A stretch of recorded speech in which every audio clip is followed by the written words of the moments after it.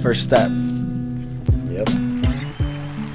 Hey, what is up, everybody? Welcome back to another episode of the Munch Gang. We got Gang. Yes, sir.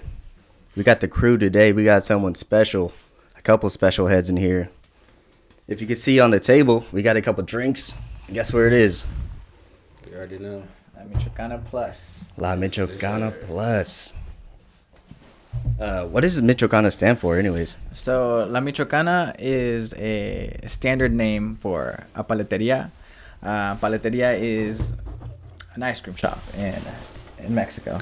So, La Michoacana is recognized worldwide as the Mexican ice cream shop. So, when this one started, he also has a couple in Mexico. His parents opened.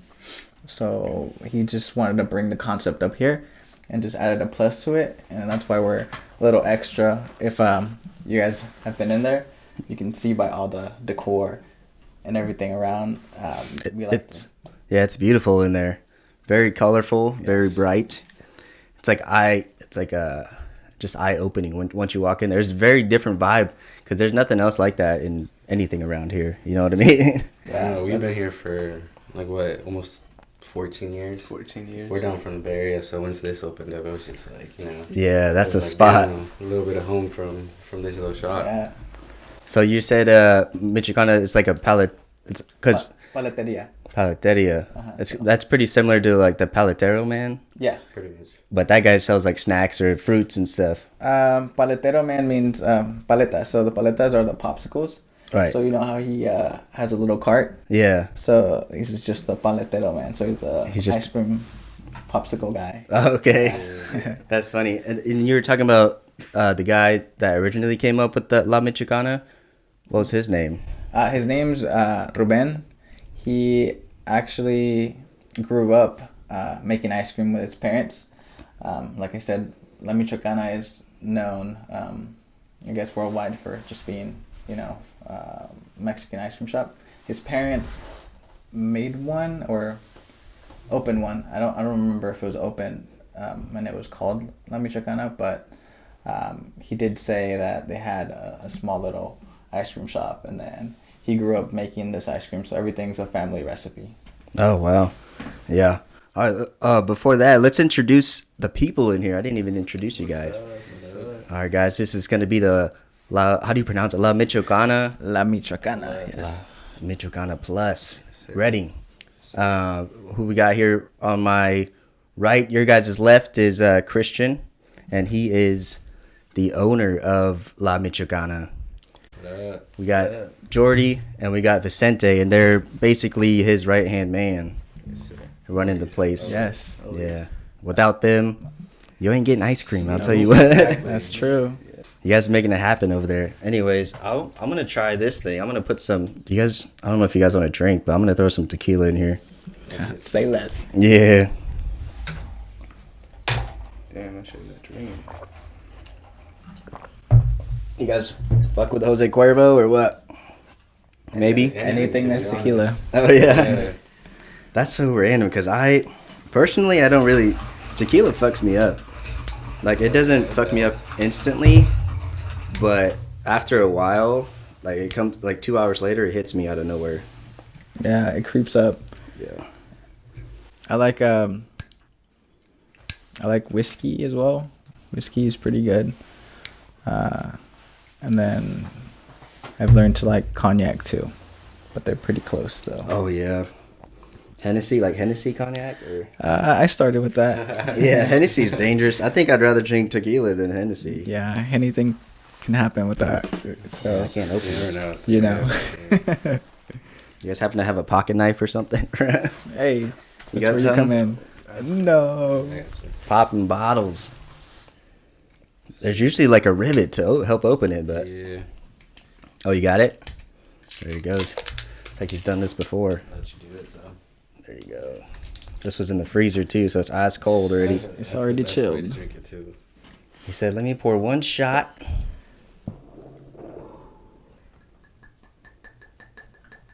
One shot. Hopefully that's enough. You got me?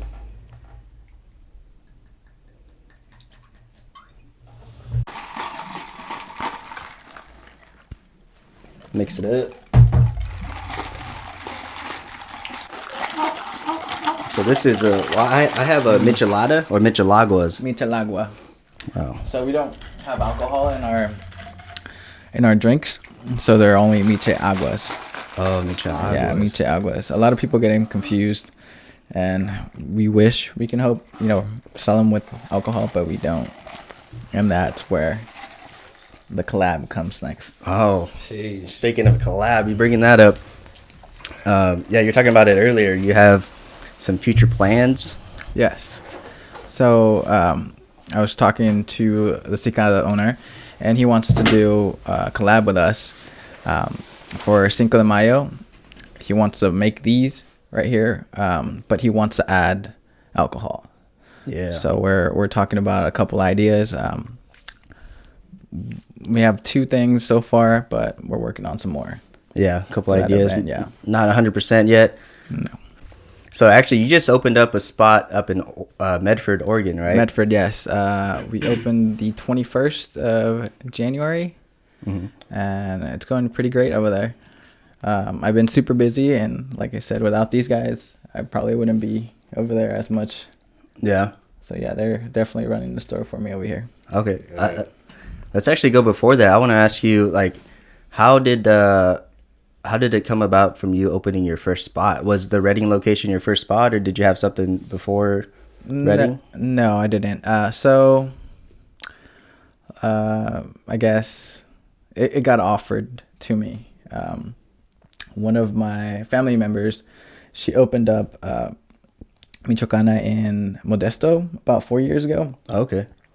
And she basically said, hey, I'm opening this up. Do you guys want to do, open one at the same time as I'm opening? And we kind of said no for 2 years. But we saw that it was going really great for her. And so we decided to do it. And before this, we were living in Eureka. So I had a 9-to-5 working at a dealership. I was making good money. So that was another reason why I didn't want to, leave. Right. I was making good money. I didn't have to worry about anything after work. But I don't know. She opened up another one in Sacramento, and she was making good money. So I was like, hey, might as well risk it. No risk, no reward. And so I started looking for a spot. Redding was always, a place that we went during the summer because it was hot. So we were like, hey, why not Redding? Yeah. No, I think it's one of the hottest places in the country or something. Yeah, Like, it has to be, dude. it gets like the most sun Crazy out here. in the world, or no, maybe not in the world, but in the country. It's crazy. It gets like 113 here every summer, if not more. Yeah. I think Death Valley is the only place that's hotter. In Cali, I think, right? Probably. But So were you lived in Eureka your whole life, or before? no, LA until I was 10 years old, and then we moved to Eureka. Was there 15 years, and then over here. Yeah, going from Eureka to Redding is such a huge change because Eureka is like you're on the coast. You got like wind. I mean, sometimes you get sun if you're lucky at like 1 o'clock. If you're lucky, yeah. Yeah. It's like I want to say like a steady 56 degrees the whole year. Oh yeah. Maybe 65 in the summer, but super cold over there and just nothing to do. I don't know what I was doing out there for all that time, but yeah. I love it. Me and my lady go over there to visit just because it's nice to visit, but living there is like a whole different story. Yes, So yeah. like, I didn't know I was depressed until I moved out of there and I saw the sun. But yeah, it was rough. It was rough out there. So how long ago did the Michoacana open here in Redding? A year and a half now. Year and a half. Yeah, year and a half. Yeah. August 21st of 21. 21. Yeah. That's like the prime heat right there. Everybody was ready for it. Yes. But we were trying to open before that, but COVID didn't let us. Yeah. We were held back for like 7 months. Oh, 7 months. We were trying to open like at the beginning of the year. But yeah, just the permits and plans and all that got held back at City Hall. But yeah. Yeah, that slowed everybody down. Like all the restaurants were having trouble. Some of them had to sell it, before it got too bad. It wasn't looking good for most of them. But you guys made it through. The first time I heard about Michoacana, I was like, yo, what is this? Because around here, we only had like Cold Stone or like Thrifty's ice cream, American style ice cream. Baskin Robbins, yeah. We didn't have, much like Mexican based things really, other than Mexican restaurants. But those aren't I feel like La Michoacana is pretty authentic compared to most things. I think it would be just because I feel like up here in Redding, it's not too much Hispanic. Not too much Hispanic culture. Mm-hmm. So bringing the Michoacana up here was just like, it was changing for I guess like the culture out here, because to be honest, you only see like one fucking elotero out here, to be honest. I haven't even seen one. There's one on Heart now, but that's the guy. That's the only guy I've ever seen. And he usually posts up by the church up here on Shasta View after mass, I guess. Yeah, so he's always there after church. So that's the only place we'd be able to get any of this type of stuff. Well, especially like the street corn. But other than that, me and this food are from the Bay Area, so we're kind of like more used to it out there. Yeah, because I feel like one every block or so. Yeah, you got a paletero coming around your corner every fucking couple hours. So yeah, it was pretty cool just seeing the Michoacana come up here to Redding, for sure. I think the first paletero man I seen was in Corning. Corning has a couple for sure. Yeah, and I was like, what? Corning, Orland, all that area over there for sure. Yeah. It's funny because it's like how I'm not Chinese, but my lady, she's Chinese, and she views like these local Chinese restaurants as it's like American Chinese. Yeah. It's not quite the authentic Chinese, because I actually went to China with her a couple years ago, and they don't have orange chicken over there. You know what I'm saying? They don't. Yeah. It's like that's not even a thing, really. They eat so much other things, like the chicken. They eat their chicken cold. I don't know. It's just a whole different vibe. But yeah, it's cool seeing something more authentic, and that's why I like the Michoacana so much. Because you guys what do you guys have there? You guys have paletas, you guys have these michelaguas, manganadas. Yeah, that's these right here. Agua frescas. Aguas frescas are a big thing, because it's not just artificial flavor. We don't have anything that's artificial. The only thing, maybe just the sugar, but we use actual fruit to make these drinks. So the cucumber has cucumber. It's cucumber, sugar, water. You can just even see it in the paletas, because the paletas have just the straight mango, like the mango paletas have a slice of mango in the popsicle, and then there's like Oreo pieces in there. There's like just like fruit chunks and some of them strawberries. Everything that we try to make. I don't want to say, what is it? Organic, because it's not really organic, but natural. It's more natural, definitely. I mean, it's definitely changed the game around here. Like, I'm surprised if people don't even know about it right now. We still get a lot of people coming in like, whoa, I didn't know this place was here. How long you been here? Exactly. I'm surprised that we've been open for more than a year already. It's like, what? You live in a rock or something? Like, pretty much. It's like we're bright pink. Definitely. Especially at night, I feel like you can see like the inside more. It's so bright, like, especially from the outside. And then I guess in like the area we're at too. I mean, it's Hilltop. Hilltop's pretty, It's popping. It's popping. Yeah. That's a good location for sure. I was wondering, dude, how much money you make? No, I'm just kidding. Get ready. A month? Yeah. It's like, I lost count. Before, after taxes? Yeah. No. I know, taxes are probably crazy. Sheesh, yeah. Can't imagine. No. So you guys both work at the store, and you guys been there since it opened, or? So I pretty much started working. It was kind of weird for me. So I worked pretty much like a regular other job, and then I wanted to get a second job, but I actually started like, I guess, I'd say September. I think I started. Okay. I I knew about the job just because I had a good friend who worked there. And so she kind of hooked it up with the job. And then, you know, I became good friends with Christian. But I did actually move to Florida for about 6 months. And coming back, you know, I asked the homie, you know, you want to help a brother out? Yeah. Job. You know, he actually just right away accepted that. So I came back in April. In April I came back, and then I just kept working.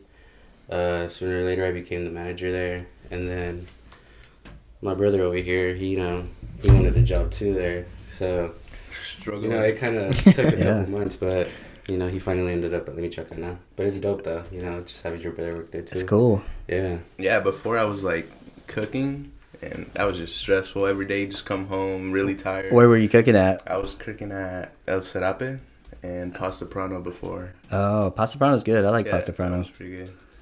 So how was the change from cooking to It was just way easier for me because just knowing I already like handled like pressure, all that, anything like if there's like a big line, like, it's easy for me just because I've been through it before. Yeah. Like cooking, it's way harder cooking than just scooping ice cream. So I feel like this is just easier, faster, just get everything good, I guess. You miss cooking ever? I used to cook too, actually. Yeah, I low-key miss cooking. Yeah. Maybe in the future. Maybe, yeah. Or just at home, you know, do it on your own time. Yeah, I used to cook at Kobe's. I was just cooking in the back. Oh, okay. I did the hibachi stuff for a little bit, for like a month or two, and that was fun, but it's also stressful because there are like people watching you while you're doing all these tricks, you know? Literally paying attention to you. Yeah, like one time, dude, I was flipping the spatulas, and then, you know, have you guys ever ate there before? Yeah. Before we flip the spatulas, we hand out the sauces in those little ramekin trays. Mm-hmm. And I was flipping it, and then I missed the catch, and the spatula landed on somebody's tray, and it like spilt all over in front of them. I was Oh, like, wow. shit. Yeah. Super embarrassing. I was like, yo, I'll get you another one. And then I just finished my tricks and totally forgot it, and I never got him another one. I was like, damn. That's stressful right there. It's fun, like, looking at it, but, like, doing it, it was kind of... Yeah. Especially if people have allergies or, like, shrimp allergies, so you got to watch out for that. Shellfish, So you got to cook the shrimp after or something, and sometimes you're so in the zone you forget, and there's, like, 12 people at each table. So, like, to remember each person's order, it gets pretty confusing. Yeah, for sure. They're like, oh, I got chicken, I got filet, I got lobster, I got, you know. And then the different temperatures too. Like, oh, hey, I like my steak well done or medium, or, you know. Yeah, and then that makes it extra complicated. Or somebody's like, can I get no carrots in my fried rice? I'm like, look, this thing comes in it comes together, you know. But I can try, you know. Yeah, I feel like, in a way, it's sometimes just like, not stressful, but it's kind of like, I don't know what the word would be, but, you know, like, people just watching you make this stuff, too. Because they're at the Michoacana, you know, we don't do anything in the back, really. It's mostly all up front. So we're pretty much always having people, so they order, you know, and we make it pretty much in front of them. So it's kind of, there's times where you could feel the eyes behind you. Just, like, making sure you're making their stuff right, you know. Like, is he scooping me enough? Is that enough? Is that a half scoop? Yeah. You know, like, can I get some extra or something? So. Yeah, but I mean, I feel like once you work there for a bit, it's just like, you get used to it. You won't really like trip out about like, you know, making something right or not. It's like, customer's always right too at the end of the day. Yeah. If you end up making something wrong, like you obviously gonna have to fix it anyways. Fix it for them, you know. Yeah. So it's just kind of like you get used to it. I feel like. After a while. Yeah. You ever have what's the worst Karen you've had? You've got to have like some pretty bad customers. You know what I mean? I guess, you know, like, let's see. I'd say maybe like, mostly like on our street corn. Oh, what's the street corn? So the street corn is pretty much our vaso elote. It's called an esquite too. That's going to be pretty much like a corn cup, but with mayo, chili powder, and then butter. But there's another option where you could get hot Cheeto powder. Yeah. Oh, I've had that one. Yeah. Yeah. So that's pretty popular. So I've had like a lady come in and pretty much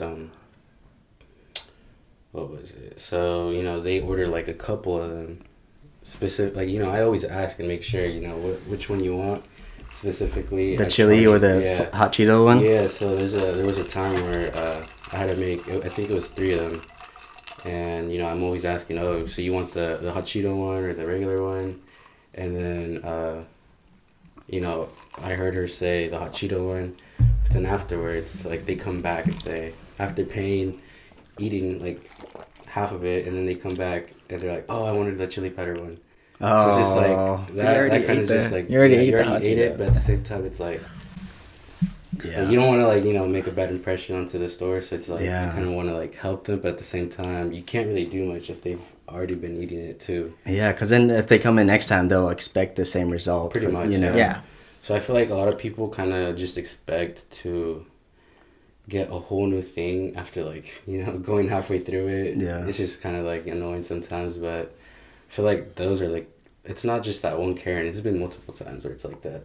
People come back and expect like a whole new mangonada after being down near. Yeah, all the way to the bottom. All the way to the bottom. Yeah, it's like, why didn't you say something before? Yeah, exactly. Yeah. And I feel like that's like in every restaurant though. It's like if you are eating something and you eat most of it and then you tell them you don't like it, you don't tell them like, hey, I want a refund or I want another one. It's like you tell them when you first bite into it. It's like, hey, I don't like it. Like, give it back. Okay, exactly. Cool. I'll take it off your bill.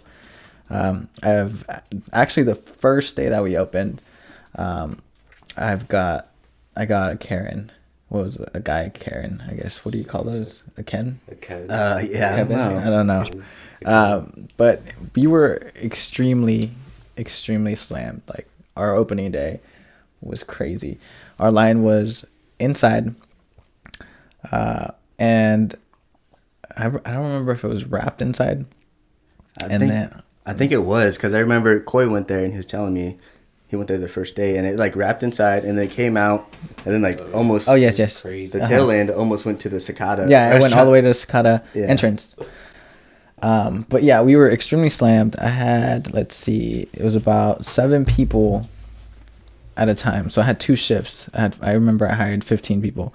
So it was about 7 people in the morning, switch shifts, and then 7 others helping me with myself and another La Michoacana employee, but she is corporate, so she knows everything. But we ended up getting a Ken, and one of the girls was helping him, and everything we make is basically made at the time you order it. We don't have anything pre-made. Right. And he was with a family of like 5 kids and his wife. So there's like 7 of them as well. But each employee gets their own customer. So that way we remove the line quicker. Mm-hmm. And, we're not stuck on one family or whatnot. But this guy ordered 10 things. And when it was time for him to check out, he complained to me about how long he had to wait. And I was like, okay, well, I'm so sorry. Like, you had to wait. So I gave him a discount. And then he went and sat down, basically ate his food, came back and told me like his hot Cheetos with cheese were soggy because they were waiting for so long. I'm like, well, you did order like, 10 things here. But I was like, you know what? I'll give you your money back. You're good to go. Don't worry. But it was just so frustrating because he did wait in line for over an hour, but still, like, it's made to order, so it's like it wasn't that long of a, Yeah, and then he did, like I said, he ate it, came back, and was like, I didn't like it. It was soggy. Yeah. I'm like, that's a tough situation because like you want to appreciate your customers for coming in, and it's like you try to give them the benefit of the doubt. But I've had friends growing up because I'm a skateboarder, so we did like the craziest thing just to get a free meal. You know what I mean? Yeah. Like because we didn't have much money at like 14, 15, and we'd skate around, and by the end of the day, we'll go to like Carl's Jr. and get like a spicy chicken, just to fill our stomachs after skating, Yeah. And I never did this, but my friend, he'll take a couple bites of the spicy chicken, he'll rip a piece of hair out from his head, throw it in the sandwich, and then go up to the counter and be like, hey, there was a hair in my sandwich, can I get a new one? Like, bro, that's smart, low key. Yeah, it's smart, but I don't know. That is Carl's Jr. too. So Carl's Jr. Yeah. Carl's Jr., yeah. I was like, dude, I don't know. I could never do that. But there are people like that. You know, they try to take advantage of the system because they just believe every company is out there is rich. You know, like they got money. Yeah. But for the most part, if it's not like a big franchise, like a local business, it's no. You know, they don't have infinite money. They don't. Yeah, and that's what a lot of people think about us as well. They think that we are a big company, but it's just me. It's like I bought into the company, but the company doesn't help me pay for anything. It's like I pay the company for everything we have, and like the ice cream, the paletas, all that stuff. But at the end of the day, I'm just a small business owner as well. Yeah. So, and people were actually slamming us on like Facebook when we first were gonna open. They're like, "Oh, don't go there because it's a big franchise. Support your local businesses." And I was gonna go and say like, "Hey, I'm like myself here.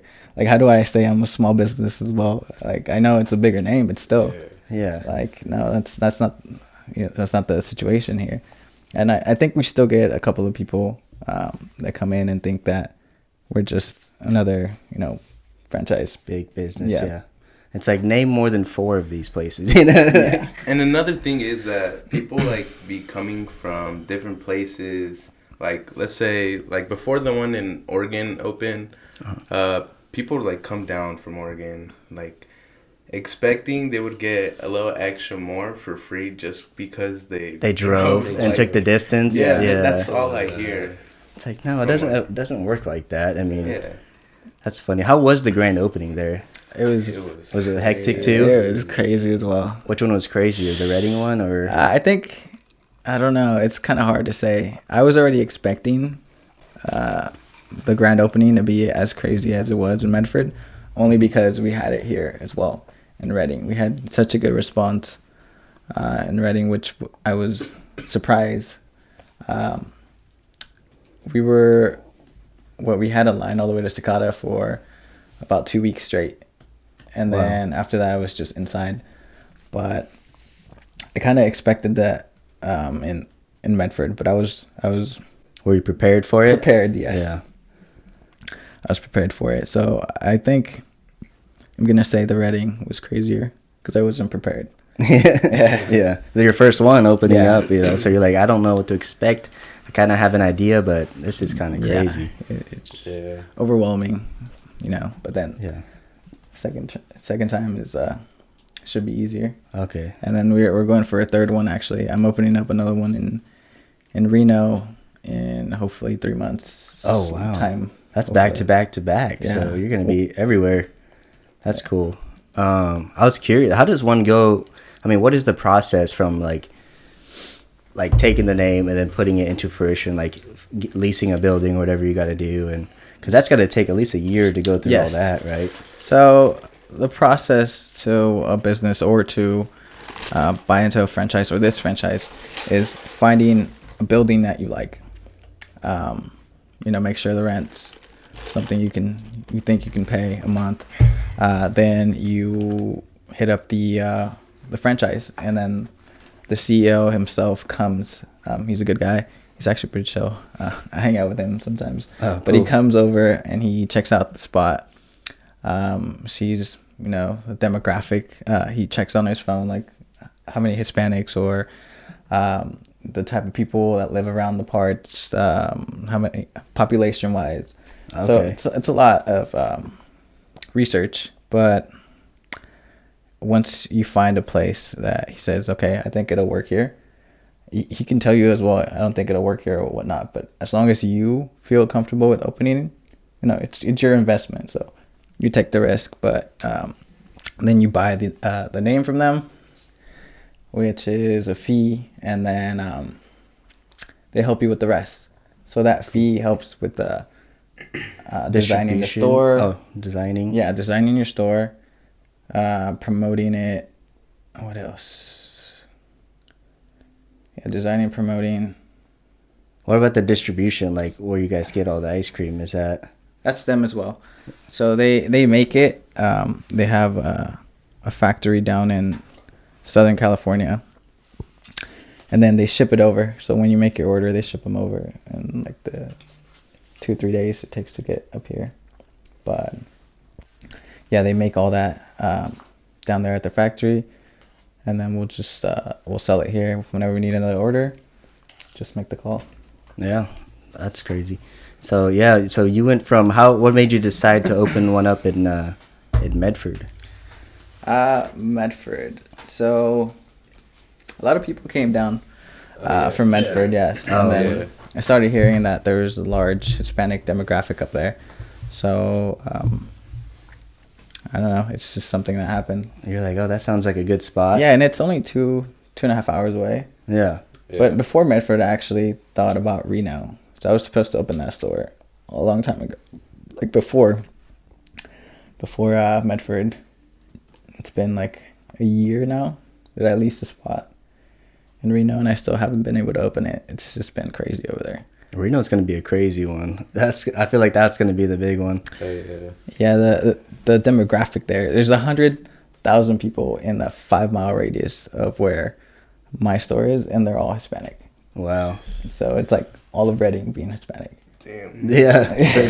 Imagine the grand opening. So yeah, I think that one should be a hit, hopefully. Especially in Reno, it's like everybody's out there late at night. So do you guys plan on staying open later? Yeah, I think I'm switching the hours over there. Might open around noon, and then stay open until 2. 2 a.m. 2 a.m. Damn. You know you're gonna get some drunks going in there for sure. Yeah, definitely. And maybe get my liquor license or something, and then do like a 10 to 2 o'clock, start selling alcoholic drinks. And hopefully that's easier. Reno's Nevada, right? Mm-hmm. So hopefully it's easier there. Yeah, I heard it's a little easier. So that'd be good. Yeah.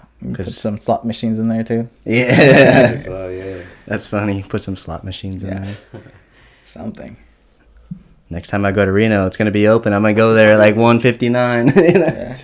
1:59. That's also the thing too. People like coming in. Oh yeah. Last 10 minutes before closing. And it's like, there's points where it's like, we won't have anyone for like a good like 15 minutes.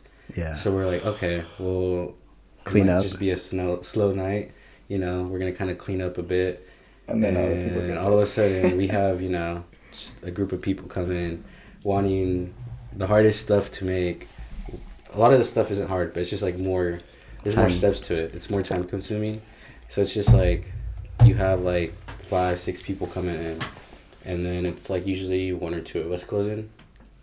So you're just like stuck having to help the people again clean the area where you just cleaned. Yeah. And it's just like, but you got to deal with it. You do. We're open till 10, so we kind of have to, just. Some people try not to come in at 15 minutes before, but some people don't really care. Yeah. Like me and Coy, we'll pull up, and Vicente's always working, and we'll be like, can we get like those milkshakes? Just at the end of the night, the crazy shakes. Yeah, the crazy shakes. That's what we should have brought. Dude. Oh yeah, those are visually cool, Yeah. But that probably takes at least 10 minutes to make those, right? Oh yeah, for sure. And then you got to clean the blender. Oh yeah. Yeah, it comes with a lot of stuff. Just to decorate it, it takes a while. Yeah. And the ice cream, you got to clean all that up at the end too. Then just imagine doing all that, cleaning it all up. Then after that, someone asks you for another one. Yeah. That was a big thing in Medford. So we don't have it on our menu here in Redding, but in Medford they added it to like our big poster menu. Uh-huh. So over there, the first day we had people getting crazy shakes back to back to back. Yeah. And it was funny because it's like more complicated to make. So that first day, I kind of was the one having to make all of them.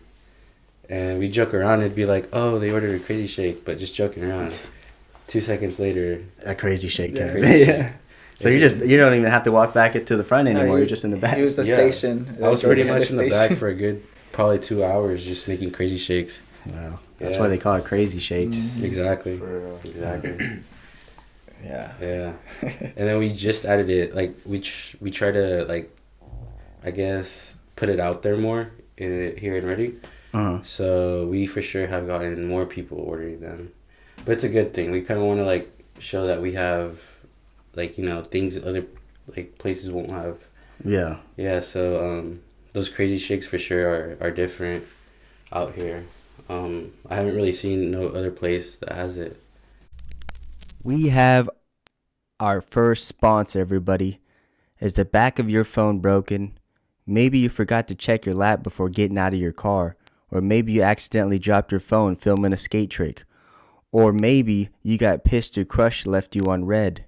Well, thanks to our sponsor, Lightning Phone Repair, they can fix that right up for you. In fact, if you ever decide to get your phone fixed because you're tired of glass splinters, go to Lightning Phone Repair and mention Munch Gang to get $20 off your next phone repair. All right, guys, we are back. We had to take a little break, as we always Had to refill. We're back. You guys knew I took Spanish for a couple years. Did you? Yeah, I took Spanish 2 years, and then I TA'd. A TA is like a teacher's assistant. Yes. Yeah. And I did that like for the third year, and then I tried to take Spanish in college. It's like Spanish 101. Mm-hmm. It's supposed to sound super easy, but then I went in there. They expected me to know everything already. Like, no. After you 2 years in Spanish. Yeah. I actually took 4 years of Spanish. 4 years? Did you get good grades? Well, yes and no. So freshman year, I was supposed to take, you know, an elective, and I picked Spanish. I was like, you know, it'd be easy. Yeah. And I mean, it was, but I remember I got my whole schedule switched, and they kicked me out of Spanish. And I forget what elective I got, so I had to take Spanish 1 again my sophomore year. But then I got kicked out again because I knew more than the teacher. I corrected her, and she got mad with me, and then she sent me to the office. And then she was like, "He can't be in my class." So I lost an opportunity there. So they put me in Spanish 2 sophomore year, Spanish 3 junior, and then for my senior year I had to take AP Spanish. I didn't have to, but you know, might as well. Yeah, that sounds hard though. Yeah, it was definitely a lot harder because they actually expected you to, you know, do your homework and take tests and all that. I still passed it with a C, but I remember this girl that sat in front of me. I would hit her up for the homework, and she would just like send it to me, and I didn't really have to do the homework. I just copied her answers or whatever, and then I turned it in. Yeah, because it's one thing growing up. Like, did your parents speak Spanish to you? Yeah, but it's a lot different. Yeah, you know? Oh, for sure, it's big different. Yeah, because it's like you grew up speaking in this dialect, and then when you go to school, there's like reasons for like the suffixes and like the other things. Yeah. Like ondos, like ing, you know, like patinando, like skating, or just patinar is like to skate. Yeah. And then you got to study that kind of stuff. You're like, what? Yeah. I didn't know that was a thing. At least for me, I don't know. And then some words too. I mean, like, you know, there's slang to it, and then there's the formal way of saying stuff, and so it's definitely a lot different. Big difference. It's straight formal, like Spanish from Spain almost sometimes. It's different. It's like English usted is or something. Like usted. Yeah. Yeah, it's just, we use it, but when we address someone that's older than us, it's more of a respect thing. Other than that, we wouldn't say usted to, you know, someone that's working with us. We'd say like tú or whatever. But right, like the homie. Yeah, pretty much like that. Yeah. I'll play a game. Yes, let's do it. You guys each give me a Spanish sentence, and I'll try to guess what it is. You wanna go first, Vicente? Yeah. My 2 years of Spanish. ¿Cómo está tu día? How was your day? Yeah. Oh, damn. Easy. Dude, that's too easy. You gotta give me something harder. Alright, let's see. Hay que ir a la Michoacana Plus después de este podcast. I'm going to the Michoacana after this podcast. Pretty much. No, Is that pretty close? It's close. He said, Let's go to the Michoacana after this. Oh, let's go. Okay. Yeah. I would have expected Vamonos or something. That's where it comes in. So it's like, what would I say exactly? I already forgot. Aike, like it's like kind of like slingy. There is. Like Aike. I would be like, let's. It's like translation is like theirs, and then what. So it doesn't really, Yeah, so that's I didn't calculate like that. Yeah. But I know what después is, so I was like after, After. All right, I was close. All right, let's see here. Give me a good one. A good one. Give me a slang one. See if I can guess some slang one. Slang one. Sheesh. I know that one. Sheesh. Sometimes I forget. Like I don't. Let's see. A ver. ¿Para dónde quieres ir con este podcast? Damn, that was rough, dude. Repeat that a little bit slower. ¿Para dónde quieres ir con este podcast?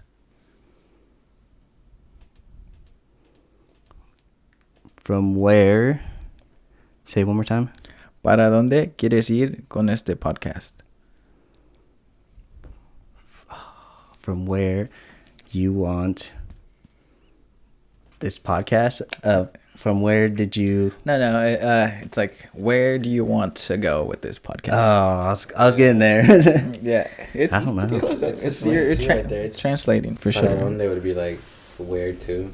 Oh. Quieres ir? It's like, where do you want to go? Wow. Yeah. It surprises me that I still know some Spanish. Honestly. Yeah, no, that's really good. And especially 2 years. Spanish too, though, like how he was saying with like the whole Spain and then like our Spanish that we grew up with.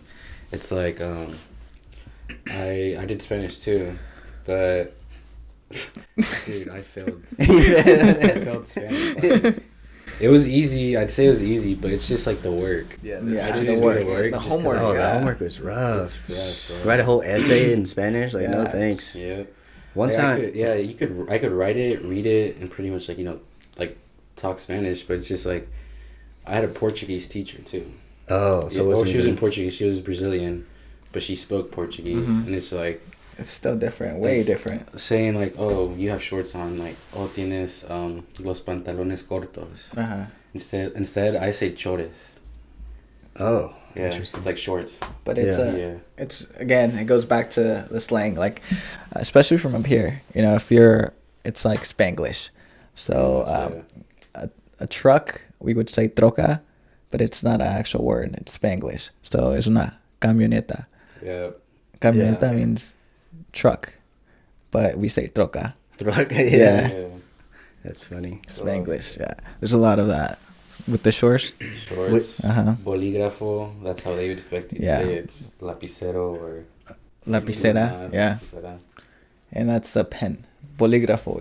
I don't say bolígrafo. Yeah, I'm not gonna be here. That's a big ass word. Yeah, just a pen. Yes. That's funny. Dude, one time I was in my Spanish class and we had a substitute teacher, so I don't think she had a degree in Spanish whatsoever. So we basically, when the substitutes come in, they just put on like a video or something. Yeah. Before that even happened, my buddy was like, "Hey, you should pretend like you don't speak any English at all." It's like, so I was just speaking my own dialect in there like the whole time, and she's like, "So why are you in this class if you can't even speak English?"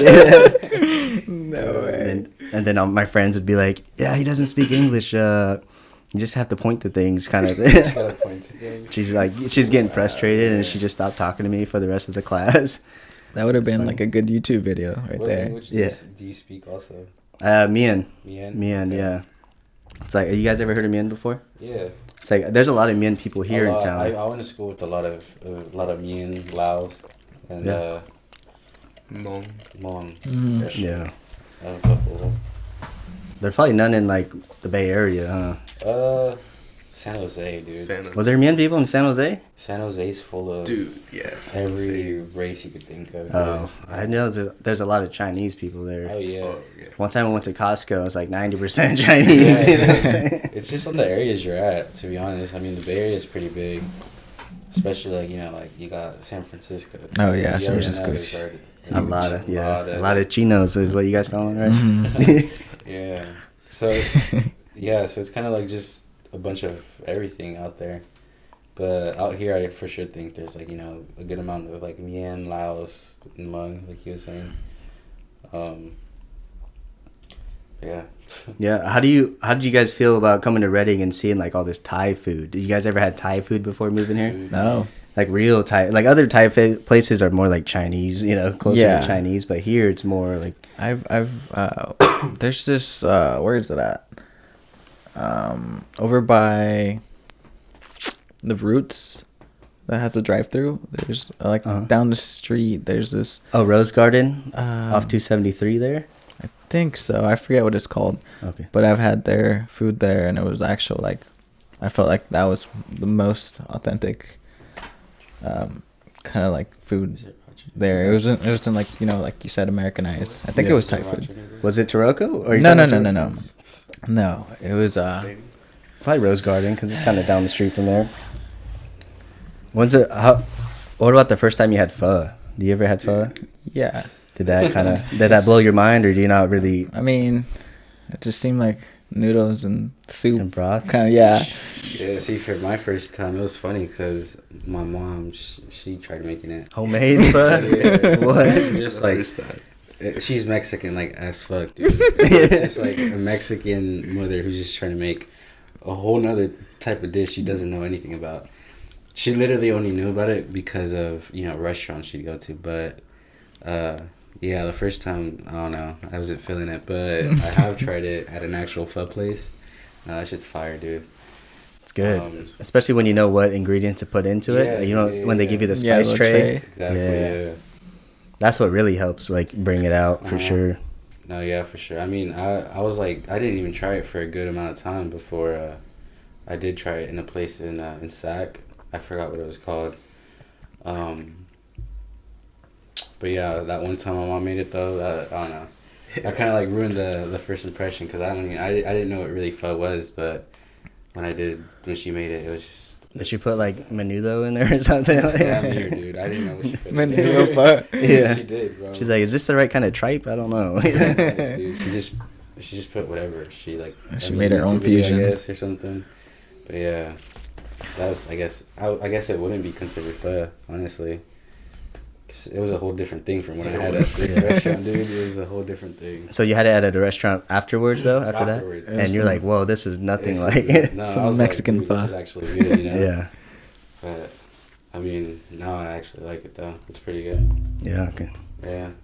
There's you know what my favorite soup is? I go to Los Gordos, my favorite spot, the downtown one. That's the spot. Yeah, so that's the homie's restaurant. I always get the albondigas. Dude, I love albondigas. Yeah, the first time I had that, I was like, holy shit, this might be better than pho. It's crazy. Yeah, I mean, a lot of people make them different from like a lot of like just I guess different families make it differently, but from what I've had, it's honestly good. It's fire. To be honest, yeah. Same with what's it called? Pozole too. Pozole, menudo, freaking. Yeah, they're all different colors too, and there's just clear one like regular. There's red. There's green. It's just like enchiladas. Just like enchiladas. I've never seen a green one before. Never seen green enchiladas? Well, I've seen green enchiladas, but not like green pozole. Oh yeah, that's it all depends on the part of Mexico. I think like the more southern states make it green, and then the upper states make it red, and then the in between. Oh, that's interesting. Yeah. You guys ever had hot pot? You know what hot pot is? No. Is it where you like have the meat and it's raw and you just put it cook it in a broth? It's like a fondue, but like a bigger version. Yeah, I've seen it. I haven't tried it though. The next time you go to Sac, they have a couple hot pot places. I think it used to be called Little Sheep, but now it's called Happy Lamb. Yeah. It's good. It's like Korean you ever had Korean barbecue? No. I haven't. No? Isn't there a place here that does Korean barbecue? Yeah. It's over by... but I'd say it's mid. Really? Yeah. I've seen it. I've barely seen it too. It's Yamasushi, they do it over there, but compared to the ones in Sacramento, Sacramento's no. It's good. You just cook it on the grill and stuff right in front of you, and it's like a buffet that they bring you your veggies and your meat, and you just cook it yourself. Yeah. It's cool. No, I've seen it for sure a lot on like Instagram, TikTok, but I haven't really seen much out. Yeah, I actually seen a TikTok where they go to a Korean barbecue like that, and they sit this Mexican family. Well, the mom starts complaining about like when do they start cooking the food for you? So you gotta cook your own food. It's like, what? I'm paying this much to cook my own food? Yeah. So we could have just made this at the house. That's a funny perspective, yeah. But yeah, that's the only thing I've kind of seen. Actually, I brought you guys something. I don't know if you guys want to try it though. It's kind of scary. Let's munch on it. You guys like spicy stuff? Oh shit. Spicy stuff. Like how spicy. Yeah. Really spicy. We'll split it. I will take a bite with you guys. All right, let's do it. Because it's literally only one chip. Yeah. Oh no. Are you guys want know to? about the chip? Will you guys try it? I'll try it. It's deadly. Yeah. Have you ever heard Koi talk about it? Fresca, Is it the blue one? Yeah, it's the blue one. Oh my, no, I'm good. Have you tried any of them before? Dude, I'm honestly scared. This is, that looks so scary, right? There's a straight skull on it. I've seen a lot of reaction videos.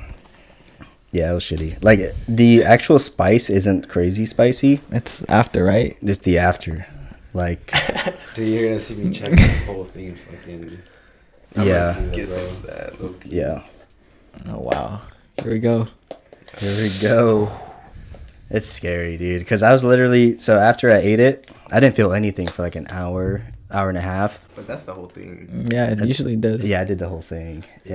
But after the hour and a half, I think it finally digested into like my stomach acids, and then it started like, trying to deteriorate it. And my fucking stomach was burning, dude. I felt like somebody was stabbing me from the inside. You ever been so fucked up, like after drinking, whatever, and you're just like throwing up on the toilet the whole time? Oh, yeah. It was like that, but with pain. Oh, wow. I don't know if I want to do If this. you don't want to now. do it, you don't have to, but. I'm done with it. Vicente's down? Oh. Dude. Yeah, I should have brought some paper towels in here, dude, honestly. Because you don't want to touch your eyes or anything. But I'm gonna touch mine before. Don't try to be too much of a hero. That's a good solid piece. think so? Yeah. It's up to you, man. You can just take a bite of it and put the other half on the... Yeah, I'll probably do that. Yeah, like that is probably what I'm going to take. No way, dude. No way. You want to smell it? It's not good. Oh. Do you smell anything? Dude, nah, you should. When we're these little candies right here on top. Oh yeah. The powder to that they come in little baggies. When we're pouring them into a container, getting rid of the extra powder, deadly, bro. Is it spicy? Deadly, The bro. whole kitchen and the front of the store gets You gotta go outside and do that shit. What? You got to put like a blindfold on and pretty everything? much. Dude, a mask won't help. Like, you gotta just fucking. Hold your breath. Yeah, you gotta hold your breath. See, that's all I'm gonna take. Because I'm scared. I don't want to go through that whole thing. All right, cheers.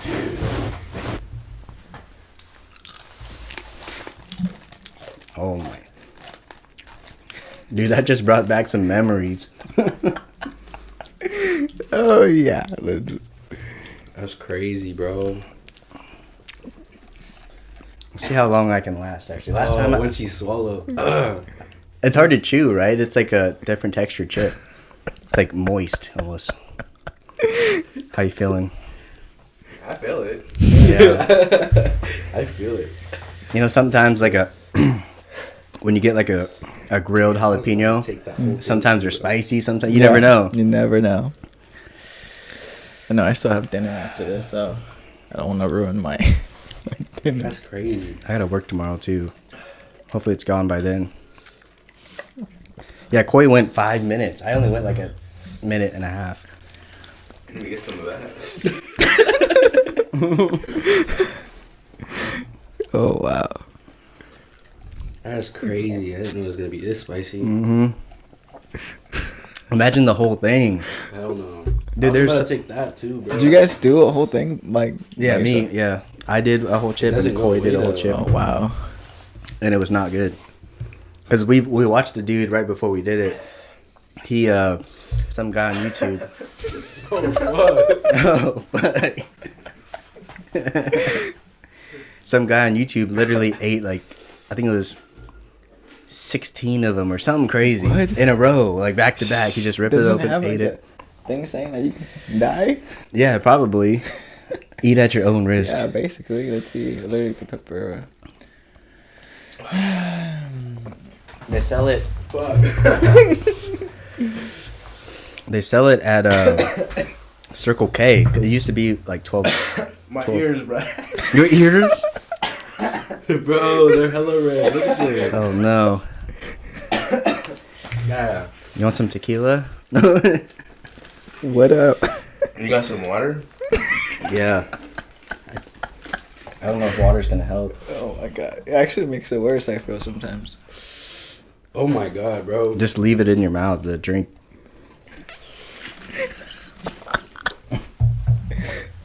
Here, I'll be back. I'll get you guys some ice. I can't. You should have tried some.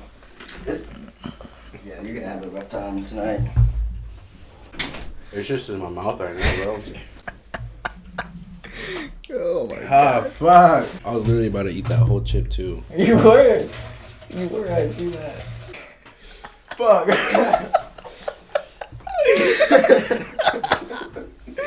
No, Mom is like.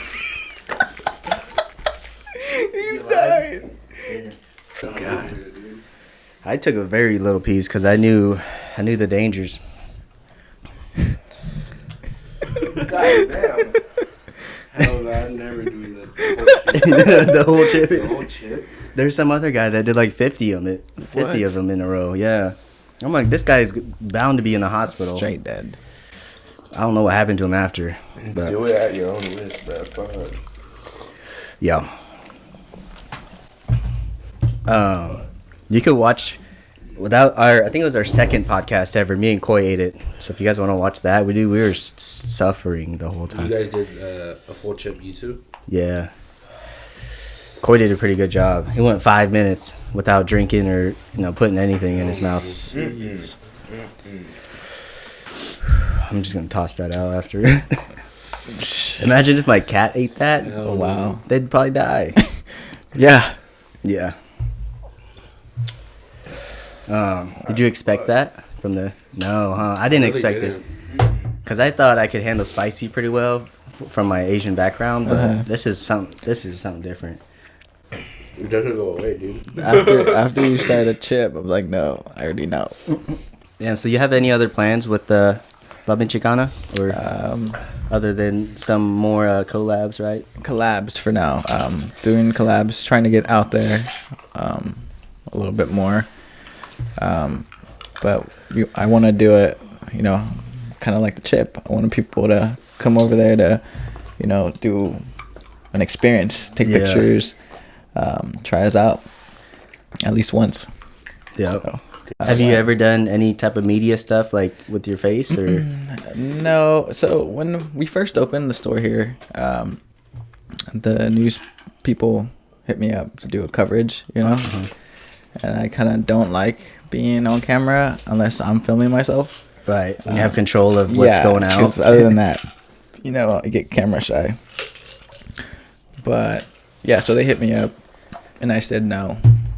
I'll give them an interview, they can write it on paper or whatever. And so they did that, and then again, I got another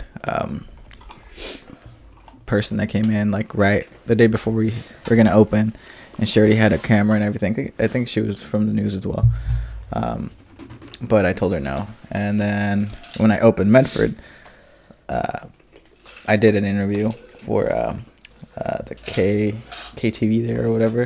Yeah. But yeah, the guy just showed up, and the CEO was actually there, and he's like, "Do it." It's like, "Do it. Might as well just do it." Yeah.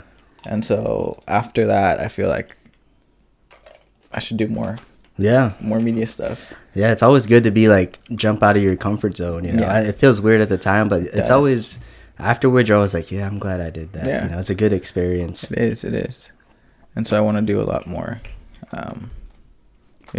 podcasts or news interview, or even when we do a collab and someone wants to do like an interview. So I want to be part of it. I kind of liked it, so it's cool. It's cool. I started learning how to speak Russian because I was bored. Russian? Yeah, I did like five podcasts of those 5 episodes, but and then it got too complicated, so I was like, okay. Wait, so it's a podcast that teaches you Russian? Yeah, it's 2 instructors, and so they talk back to each other, and then they kind of like teach you how to speak Russian. What? Yeah. So why do you want to learn Russian though? Is that I don't know. It was just it's either French, Russian, or Chinese, and they all seem like the most difficult one. Yeah, and then Russian just sounds cool, So I was like Russian first, and then French. Yeah. Yeah, well, for me, when I was taking Spanish, like, I grew up speaking Mian, like, super fluently, like, to my mom and whatever. But as soon as I started going to, like, American school, I started cutting back on my Mian. Yeah. And then you just slowly lose it. You do. And then I tried to learn a third language. It's like, what? Yeah. What was I saying before? I don't know. So even now, when I don't even talk to my mom in Mian anymore. Or I'll speak, like, some little things, but it's not, like, it doesn't come out like automatically. I gotta like think and conceive a sentence, and it takes like 30 seconds probably. Yeah, sometimes I'll be like talking to a customer, and then it just switches. Like something comes out in English, and then she's like, "What?" I'm like, "Oh, sorry." And then I have to think about it. I was like, "How do you say this word in Spanish?" Yeah, but yeah, I know what you mean. But me and him, where we were at, so we came from Salinas. In Salinas, there's a big like Hispanic population over there. And Filipino, right? I'm not sure exactly, but I mean it could be. Over there, the schools actually, honestly, teach you Spanish. Like they teach you in Spanish. Oh, what? That's pretty cool, actually. I was in preschool over there. I mean, I was talking Spanish to my teachers. They spoke it back to me. That's how I was learning until I came up here. I was like 6, 7. So different. It's like English. I had to learn it like way faster. I feel like just because before that it'd be only Spanish because my mom, my dad, they only spoke Spanish. After time, though, my mom speaks it and understands it now, but it's just like over here I feel like I had to like forget Spanish in a way.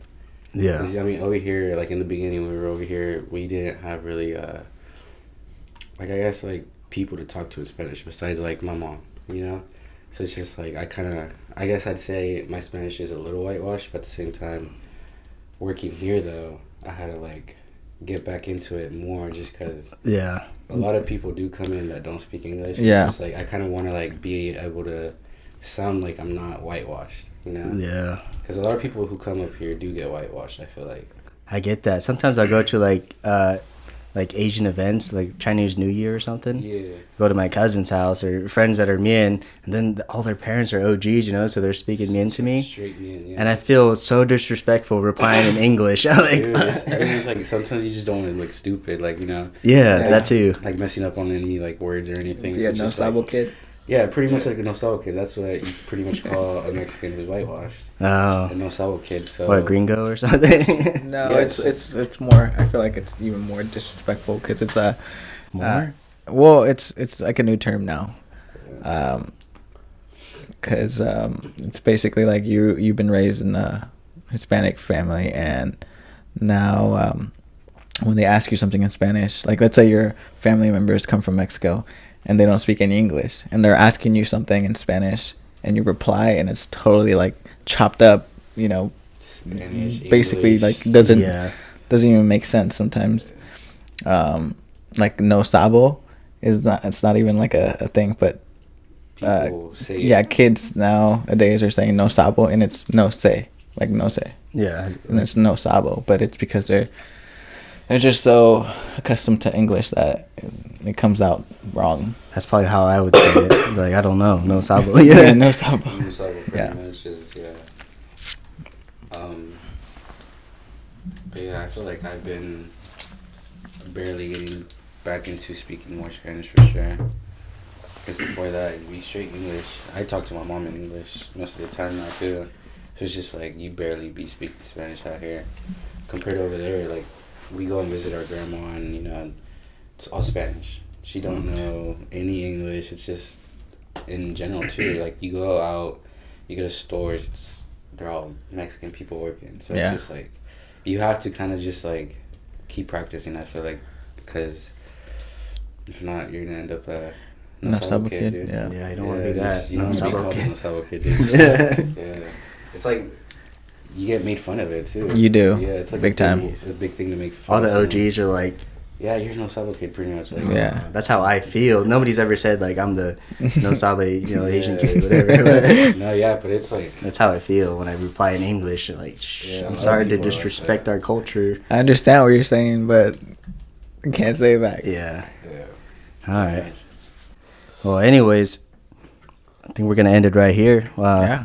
Thank you guys for coming by. Thanks for having us. This was fun, definitely. Yeah. If you ever want to come back, if you ever got something going on, part two. Let me go. We'll take on another Paqui Chip challenge. Yes. I'll do it next time. I'll come fed. Make sure you have the 2 days off. Yeah. Definitely on my way driving.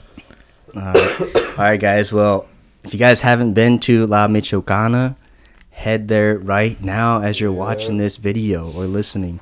It has the most authentic Mexican desserts and other things there around, for sure. If you're tired of Cold Stone, you're tired of Baskin Robbins, this is the place. You know what I'm saying? Yeah. If it's not plus, it's not us. Yeah. Oh, God. That's what they say. You guys got any last words to tell the people? Anything you guys want to plug? Yeah, just stop by. I'll be there. I'll be there. We're always there, dude. So yeah, I mean, I'm always there. You mentioned you come from the Munch Gang podcast. Just Munch Gang. Yeah. Pretty soon there'll be a secret menu and Munch Gang. It'll be a little Munch Gang special. That'd be cool. We might get some on there. Maybe you guys get a free sticker too. You know what I mean? Sir. Just stay tuned. Yeah, stay tuned. You don't got any last words? That was it? No, just come try us out. Yeah. If you don't like it, try something else. Yeah. All right, guys. Thanks for watching this episode. Peace.